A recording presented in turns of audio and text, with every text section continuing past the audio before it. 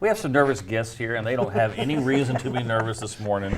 And I've already broken the conversation right there with a little bit of levity. We have the Brian T. Aldrich Center here to talk about Rehabilitation Center, to talk about what's going on at the Nash UNC Healthcare campus. We were talking about healthcare just a few minutes ago, and we have some guests on to talk about some accolades that y'all have received, but also just to talk about what's really an amazing facility, an amazing care center that our community has, and maybe people who haven't had to use it don't know enough about it. And maybe they drive by the hospital campus every now and then and they see this building off to the side. Maybe the helicopter park's over there. What's over there? Otherwise, what is BTAR? The BTAR is the Brian T. Aldrich Rehabilitation Center, and we're a 23-bed inpatient rehab unit. So people can actually reside there while they're recovering? Yeah, the typical patient that we admit to our facility would have been in an acute care hospital like Nash General Hospital, and they would have come in with some debilitating condition which would not allow them to go home. Right. So the choices in leaving the hospital are to go home, to go to a skilled nursing facility, or go to an inpatient rehab hospital. And in terms of intensity of care and high level of rehab nursing and therapy services, the rehab hospital offers a higher level of intensive services for that patient, with our goals trying to get them to be able to return home when they leave our facility. So I think this is where some people may have a misconception on what happens with rehabilitation, because I think there's enough people who may have gone to the hospital and then they have to go for rehab, and they may not go to BTAR, they may go to a nursing home in their minds. It's not a nursing home, but that's what it gets kind of lumped into, that degree. And so with BTAR, it's a skilled rehabilitation center. Explain what that skill set is that you're applying in that environment. So there's different requirements for all levels of care when you leave the hospital. The requirements for a patient to come to a inpatient rehab hospital are they need to have 24-hour rehab nursing. They need to be seen by a physician at least 5 days a week while they're at our facility. And at our facility, they typically see a provider 7 days a week. Okay. And they have to have 3 hours of physical, occupational, and or speech therapy at least 5 days a week. So the intensity of services is really what separates us from a skilled nursing facility. And sometimes skilled nursing facilities will call themselves rehab hospitals because they do provide rehab care while they're there. But in terms of being classified by the state as a rehab hospital, those are the requirements that we have. It's just a higher level of care. All right, so for the ladies, what are the different kinds of therapy and rehabilitation that y'all provide? Because again, until recently, I thought rehabilitation and physical therapy, that's all you needed. What is occupational? What are all the different types of therapy that patients need? Well, physical therapy really focuses on your mobility, your gross motor movements, walking. Occupational therapy works with your activities of daily living, like your bathing, your dressing, things that we take for granted. Right. When patients have had strokes or some catastrophic illness that requires them to have to relearn things that we take for granted. So so when you're dealing with a patient who's having to relearn, I'm sure there's a frustration level that these patients go through. How rewarding and yet difficult is the process of dealing with those patients? Because you're trying to get them physically and mentally back in shape. Sometimes they can be their own resistance. Sure they can. So I think probably the thing that helps the most is we set goals with them, and it's their goals. So an example would be somebody might they walked 10 feet yesterday and they want to double that. So they'll put it on the board, Right. and then they meet that goal. And even though it's not what they have done prior to whatever happened, but they've met that goal, so they feel tanked, excited. And that's awesome. And my father recently went through some rehabilitation last year, and that was an experience for us and our family. And basically those same things were happening, setting goals up and so forth. But you don't know it until you go through it. And then when the time comes to need a facility to provide those to our community, what makes BTAR stand out? And recently you've won an award, so I'm leading into that. Yeah. What makes BTAR stand out from any options regionally or across the state? So, one of the things that you mentioned is, and you mentioned on the previous segment, is nobody's excited to go to the ER. Nobody's excited to be in the hospital. Nobody's excited to be in a rehab hospital. Ooh, I can't go. I Right. can't wait to get some hospital food. So, there is a level of frustration with patients when they come to see us, but the resources that we have available to our patients is really outstanding. We talked about physical occupational speech therapy. We've got a team of case managers that help with that transition for the patient home. We have a licensed medical social worker at our facility who helps with that psychosocial component, that if a patient is feeling down because of their condition, we have the resources for that. We have an outstanding recreational therapist who helps that patient realize that even though they have a debilitating condition, they can learn how to do things that they want to do back at home and in the community. We have a pond behind our rehab hospital, and Emily is forever taking patients out fishing. And for that patient that's had a stroke, that used to fish every day, for them to be fishing while they're at the hospital to see that level of recovery is really just outstanding. And you don't limit your rehab to the facility then. You're using the environment around you as part of your rehabilitation process. With the hospital with BTAR being located on the hospital campus, we've just a tremendous amount of resources available for us, both inside of our building, at the main hospital, as well as the campus grounds that we have access to.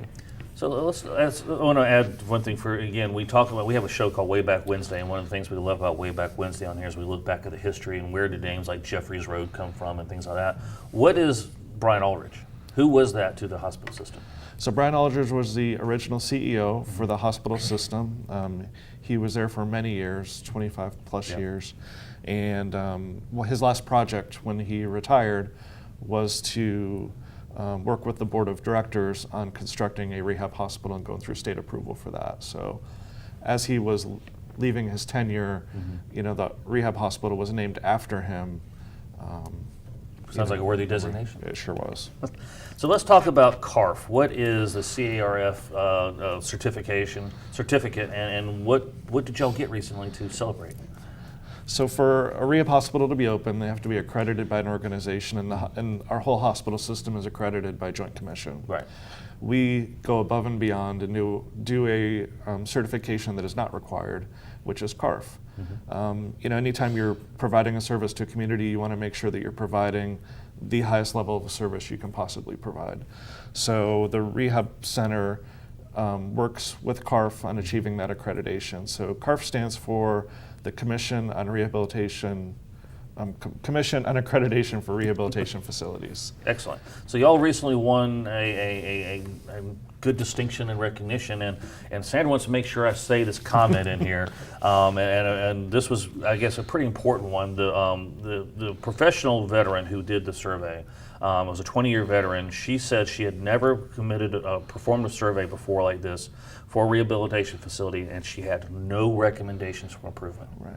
Now, for our viewers, we just talked about how many times the ER and the hospital has had some challenges, and we've had recommendations for improvement. You have a 20-year veteran who knows what she's talking about, who basically said you're good. Right. So we'll take it. You'll take it. So what does that mean to y'all in terms of what you've done both for your patients, but for your facility and for the leadership to be able to achieve this kind of accomplishment? So CARF is an international accreditation organization. So they're doing accreditations in North America, the United States, Canada, Mexico, Asia, Europe. So they're surveying different types of facilities all over the world. And this particular survey, we had a surveyor from Pennsylvania, and we also had a surveyor from Mexico. Oh, wow. Who came to complete So they've our survey. seen all kinds of facilities. And the surveyor from Mexico was a physician who came to accredit us.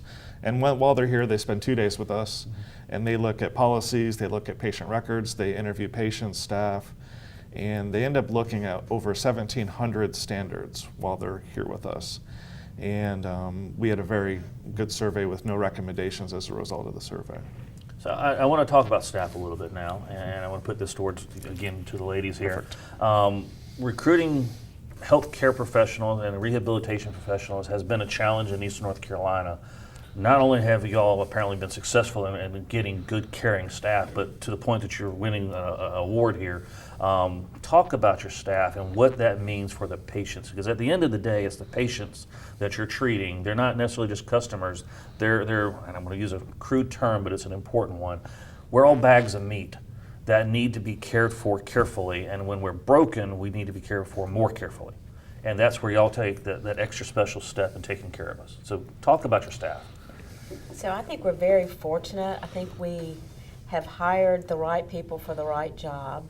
I cannot think of anybody that's not engaged and truly cares. One of the things that we do, we call everybody that leaves for a follow-up phone call, and I was making those yesterday, and I had 11 calls that I made, and over I heard, I felt like I was part of the family there. Please tell them all hi for me. They just truly do care. It's a different sense. It's a different atmosphere too. It there. is. It's more of a family. The nurses are phenomenal. They're there 24/7. You know, the staff, everybody's engaged. I mean, from the case management to the housekeeping to the dietary, everybody is engaged in the rehab center. Everybody, I think, plays a very important part. And communication, you know, we all communicate with each other. Before therapy will come and take a patient, they'll check with the nurse to see what's going on. Communication is key to everything, just like you were talking about with the ED. If you know what to expect, and I think that helps a whole lot. And I think it even pours out into the community. I mean, with all of us living in Rocky Mount and all the places that we go, we hear about, you know, BTAR and how great BTAR is, and we don't take that for granted at all. We are very humble And you shouldn't. and very thankful. And But there are some people who may not know about BTAR. It may be that best little kept secret in the community. Hopefully, we're fixing a little bit of that today. Right, But sure. you know, for those 2-3 weeks from now, and life has moved on, how does somebody engage BTAR? And is there what are the qualifications? Because it is somebody that has to come out of Nash UNC, or can they come from another need? we service about 19 counties, and we actually go and see these patients once they get referred to us. Gosh, we go to Duke, we go to UNC, we go to Vidant, we go to Rex, Duke Raleigh. So you're Halifax, provider Wilson. agnostic in that regard. We go all over the place and evaluate these patients. And you know, when you go see a patient, you're meeting the physician, you're meeting the staff, the nurses, the case manager, the doctors, the family. Hopefully the families, the patient. It's a lot that goes involved when you see a patient and preparing them to be ready to come to the rehab center. And then I'm sure for the patients, the financial concerns are kind of large. You know, what is this going to cost me? What is it involved? Who's going to help me with That's my a big bills? deal, right. How do y'all help your patients with that? Well, with insurance, they have to qualify, they have to meet criteria, they have to have diagnoses that meet the rehab, acute rehab. Right. We're seeing an influx and an increase in managed Medicare, and that's a little bit of a challenge. In fact, it's kind of a lot of a challenge, trying to get them approved. But that's, again, something that we do. We don't ever bring a patient in unless they're approved by their insurance. Right. And I'm sure for some patients who want to come, maybe there's some challenges that they have getting here. And that's a testament to the larger industry of insurance, not necessarily to the BTAR or Nash UNC. Correct. So for our community, how unique is it to have an acute care center like this in Rocky Mount compared to a Wilson or Elizabeth City or Smithfield? How special is it for our community? So east of Raleigh, our facility is located here. Tarboro has a small inpatient rehab unit, and the next closest would be Vidant. So there's not a inpatient rehab hospital located in Smithfield or Johnson County, Wilson, Halifax. Right, so pretty important that we Yeah, have this right, here. yeah. And so again, you're not just serving our little hometown, you're serving a broader region. Right. And- And you know, Terry and Joni do a great job. They help with our referrals from bringing patients into the facility. That it's times that patients go to the ED at Nash General that have to be transferred for one reason or another to a larger hospital. And they help those patients return home for their care. You know, being surrounded by family and friends is a big part of the rehab process, and we try to engage that all within our program. So let's talk about the facility and rehab a little bit, because in my head, I think of rehab, I think of a weight room center and workout and parallel bars and making people walk again. Is that what goes on in BTAR, or is there more to it than that? So Whoever wants to take that question. sure. So, again, our facility has 23 beds. We have a transitional living suite that is kind of like an independent apartment or a simulated apartment that when patients return home, they're going to have to, get into a regular tub. They're going to have to use a regular toilet.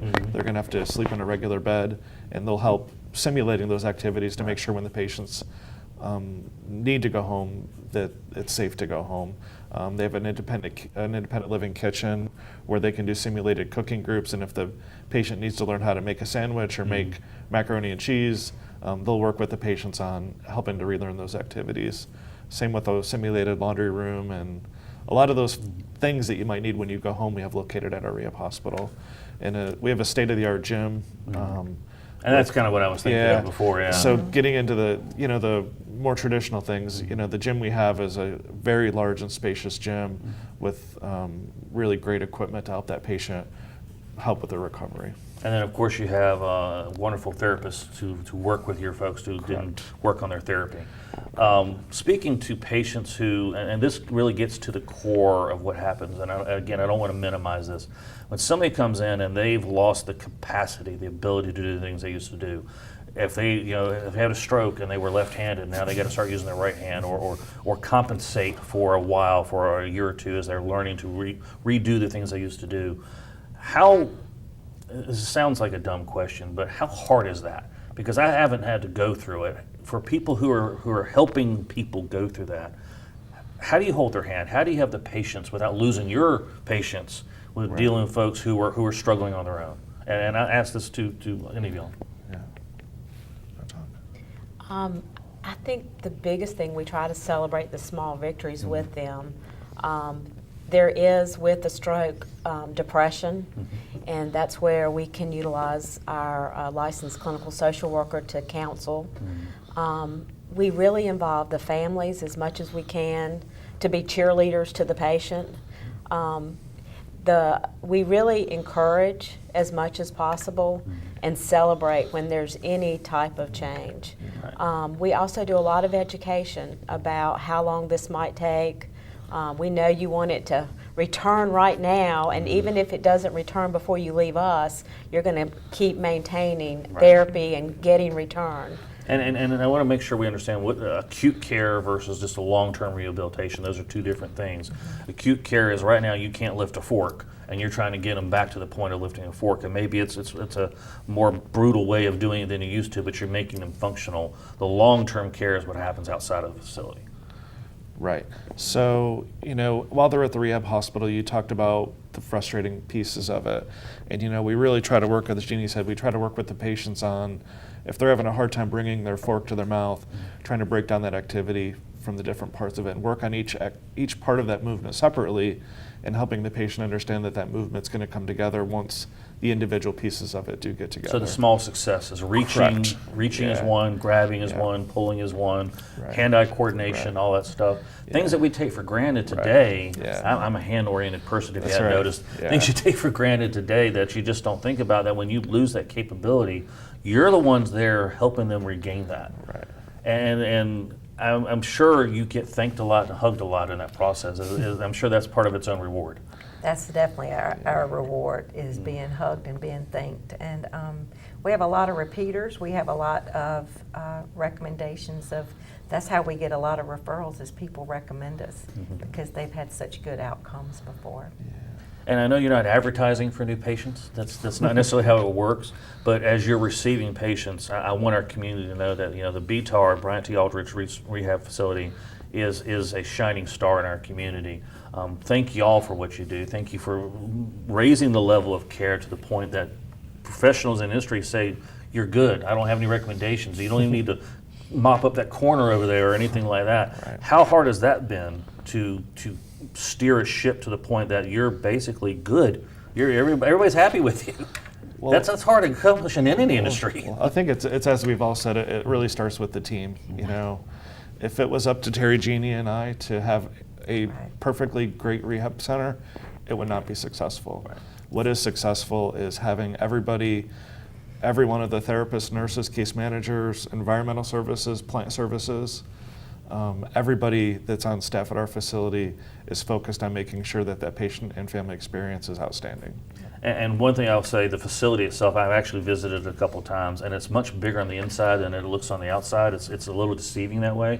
It's a wonderful facility. It's well designed, and I like how you have little pods in there, which I know the hospital is sort of set up that way, but it just feels different, a little Yeah. more intimate, and I'm sure that helps in the environment of dealing with the patients. Yeah. So, well, thank y'all for coming on this morning. Well, thank you for having If us. anybody has questions about BTAR, or they're concerned that maybe they may, for family members in the future, or they run into an experience and they may have to go to an acute rehab, how can they get more information on BTAR? Well, we're on the website. Actually, my name is on the website, and Brian's, and they're welcome to call us. The number's on there, or Okay. they can email us. So if they go to the Nash UNC website, they can look up BTAR. It's one of the side Correct. buttons on there. It is, and you can even take a tour. Oh, There's wow. like a 30-second tour, 90-second. There's a short video of the tour that Okay. you can kind of walk through the rehab center. And again, I want to point out to your staff, because again, I've been there for a different reason and got to interact with your staff from the top to the bottom. Just some lovely people, and really nice, really caring. And you can tell by their interactions with each other, they're very comfortable with each other. And I've been in, we've all been there, we're big boys and girls. Not everybody works well together, everybody has different personalities. I've seen it in action there. You've got some good people working together, and they care about each other and the patients. We are very blessed, that's for sure. It's a great team. So any last comments? And I think if you were to ever find yourself at Mass General Hospital or any other hospital in our surrounding area and inpatient rehab is recommended, you can always ask your case manager about the Bryant T. Aldrich Rehabilitation Center and about being referred to that facility versus another facility that might be 45 minutes or 90 minutes away. I'm we've sure got- most people would rather be closer to home. we have great care close to home. Well, again, thank you all for what you're all doing for our community, for the healthcare, and thank you for being on the show this morning. Thank you very Thank you. much. All right, we'll be right back after these messages here on WHIG TV.